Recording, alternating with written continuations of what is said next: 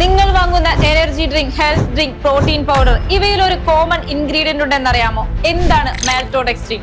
എന്തുകൊണ്ടാണ് ഇന്ത്യൻ മാർക്കറ്റിൽ ഇത്രയും പ്രൊഡക്റ്റുകളിൽ ഇത് മാത്രമെന്ന് ചിന്തിച്ചു നോക്കിയിട്ടുണ്ടോ? ഇത് കമ്പനികളുടെ സ്ട്രാറ്റജിയാണോ അല്ലെങ്കിൽ ജനങ്ങളുടെ ചോയ്സ് ആണോ? ഇന്ത്യൻ മാർക്കറ്റിൽ മാൽറ്റോഡെക്സിൻ ഉപയോഗിക്കുന്ന പ്രൊഡക്റ്റുകൾ ദിനം പ്രതി വർദ്ധിച്ചുകൊണ്ടിരിക്കുന്നു. ഹെൽത്ത് ഡ്രിങ്ക്സ് മുതൽ ബേബി ഫുഡ്സ് വരെ. പക്ഷെ ഇതിന് പിന്നിലെ ബിസിനസ് റിയാലിറ്റി എന്താണ്? മാൽറ്റോഡെക്സിൻ കമ്പനികൾക്ക് വളരെ cheap, easy to mix, long shelf life ഉള്ള ഒരു ഇൻഗ്രീഡിയന്റ് ആണ്. ഇത് ചേർത്താൽ പ്രൊഡക്റ്റ് കട്ടിയും സ്മൂത്ത് ആയ കൺസിസ്റ്റൻസി, നല്ല ടേസ്റ്റ്, ഇൻസ്റ്റന്റ് എനർജി ഫീൽ ഇവയെല്ലാം ലഭിക്കും. പക്ഷേ പ്രശ്നം ഇവിടെ തുടങ്ങുന്നു. പ്രകൃതിദത്തമായ ബദലുകൾക്ക് millet powder, nuts mix, natural carbs ഇവയ്ക്ക് കൺസിസ്റ്റൻസി മെയിൻറ്റെയിൻ ചെയ്യാൻ ബുദ്ധിമുട്ടാണ്.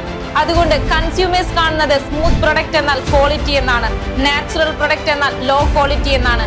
അങ്ങനെ മാർക്കറ്റ് പതുക്കെ പതുക്കെ മാൽറ്റോഡെക്സിൻ പ്രൊഡക്ട്സിലേക്ക് മാറി. ഇത് കമ്പനീസ് അടിച്ചേൽപ്പിക്കുന്നതാണോ? അല്ല. പക്ഷേ marketing, shelf appeal, cost advantage ഇവയെല്ലാം ചേർന്നപ്പോൾ മാർക്കറ്റ് നാച്ചുറലി മാൽറ്റോഡെക്സിൻ ഡൊമിനേറ്റ് ചെയ്തു. അപ്പോൾ വരുന്ന ചോദ്യം എന്നത്, നമ്മൾ സ്മൂത്ത് പ്രൊഡക്റ്റ് തിരഞ്ഞെടുക്കണോ അല്ലെങ്കിൽ നാച്ചുറൽ പ്രൊഡക്റ്റോ? ചോയ്സ് നമ്മുടെ കയ്യിൽ തന്നെയാണ്. നിങ്ങൾ എന്ത് തിരഞ്ഞെടുക്കും? കമന്റിൽ പറയൂ.